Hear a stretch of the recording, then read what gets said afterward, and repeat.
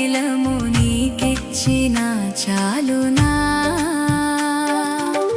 గర్భఫలమైన నా జ్యేష్ఠ పుత్రుని నీకిచ్చిన చాలునా